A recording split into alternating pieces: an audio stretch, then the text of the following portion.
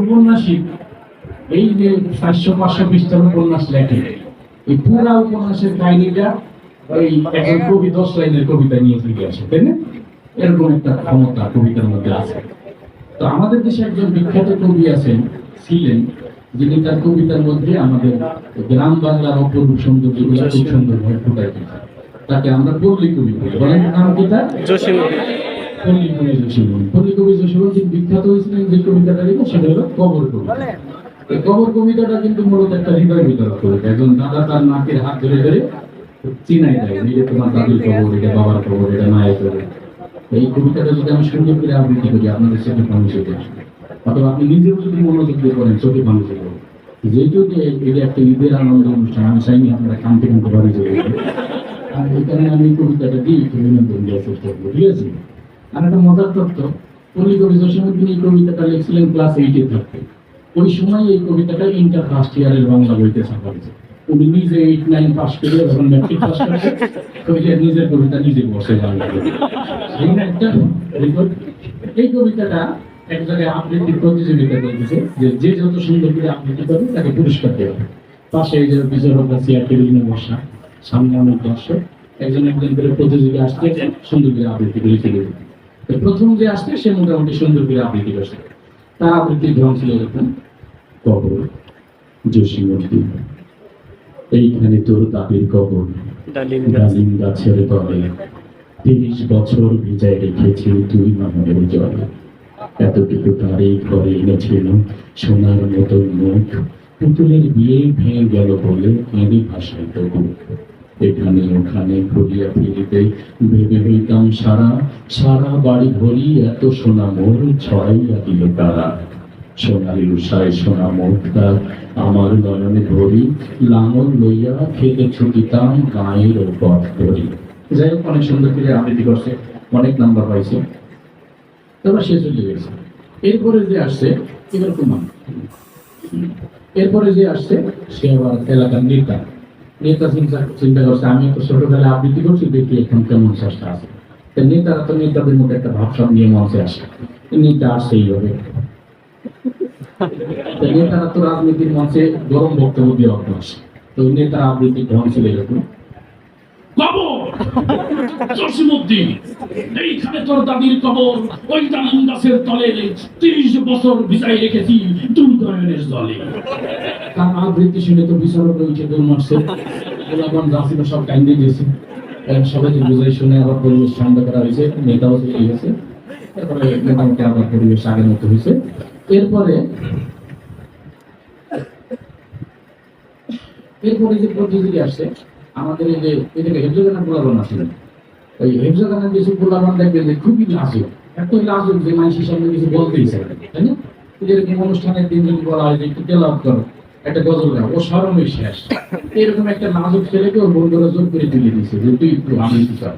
ও তো মন থেকে গজদায় শেষ। তার আবৃত্তির ঢং ছিল এরকম: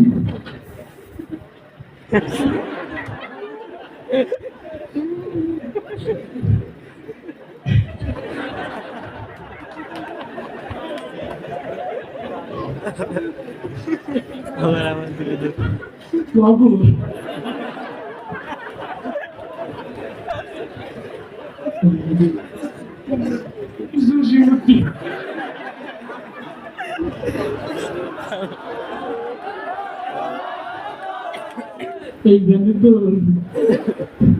দাদির কবর। আরে ভাই, আবৃত্তি করার দরকার নাই, বেশি ও যাওয়ার পরে আরেকটা ছেলে আসে। এরপরে আসছে আমাদের নুরানির একটা গীত। নুরানির আসেনি বলবার, এই নুরানি কিছু গীত আছে যে সবসময় কান্দে, পড়ার সময় তো কান্দে, ওই খেলার সময় কান্দে, খাওয়ার সময় কান্দে। এদের দিকে যে কান্দটা কাজে আমার দাদির কথা এরকম একটা ছেলেকে বলছে তুমি একটু আবৃত্তি করো, কবর কবিতার কথা শুনে চোখ কান্দির কথা মনে করি। ওরা কান্দা শুরু করে দিয়েছে আগের থেকে। তার আবৃত্তির ঢং ছিল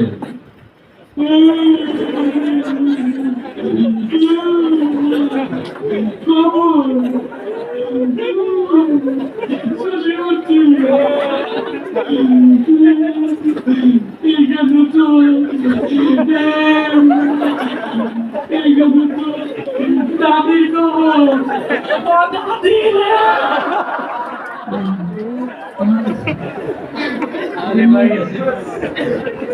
যে বেশি ইমোশনাল হয়ে গেছে এটা দিয়ে কাজ হবে।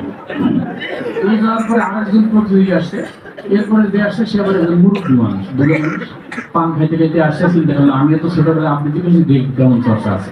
তো মুরব্বীরা আবৃত্তি করার ঢং ছিল এরকম।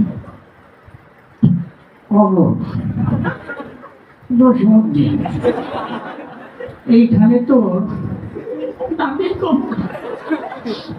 ওই ডালিম গাছের তলে 30 বছর, 30 বছর মুরব্বীরা নিয়ে গেছে যে আপনি তো হাতের রোগী একটু করে স্টার্ট করেন। মুরব্বী যাওয়ার পরে আরেকজন ছেলে আসছে আবৃত্তি করতে। আমাদের সমাজে কিছু ছেলে আছে যে ওই মুখে একটু জড়তা আছে, তোতলা তোতলা টাইপের, কথা বলতে সবাই লাগে। এই ছেলেটার আবৃত্তির ঢং ছিল এরকম।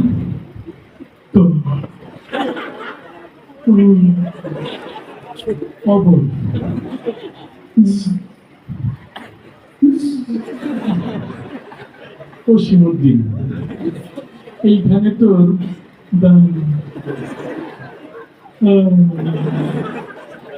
আদির কবর, ওই ডালের গাছের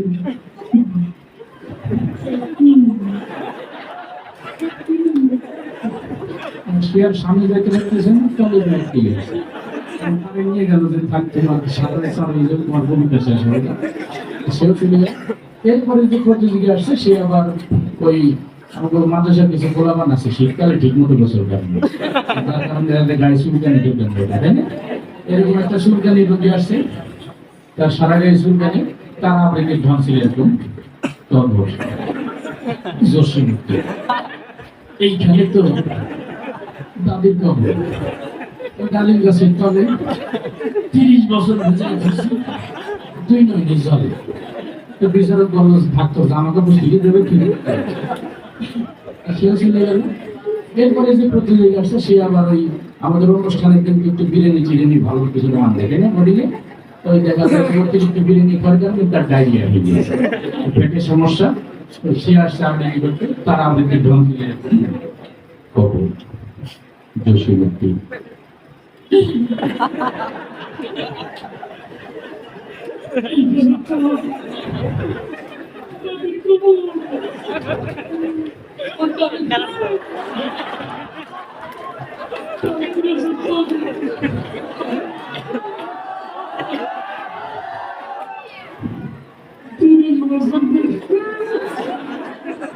তাড়াতাড়ি নিয়ে গেছে যে স্টেজটা হলো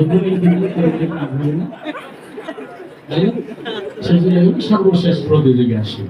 সর্বশেষ প্রতিযোগী একটু আনন্দমন মানুষ। আল্লাহ তাআলা আমাদেরকে বানাইছেন আশরাফুল মাখলুকাত মানুষ হিসেবে, তাই না? মানুষকে আল্লাহ তাআলা দুইটা ভাগে ভাগ করছেন, পুরুষ এবং নারী।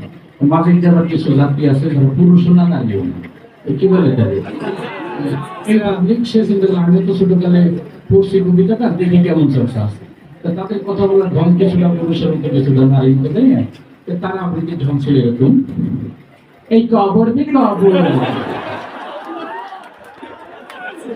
এই ছেলেদের আমার কবিতা দেখ, কবিতা দেখতে বলেছি কিছু না। এইখানে তো দাদির কবর কোথায়, এইখানে তো দাদির কবর,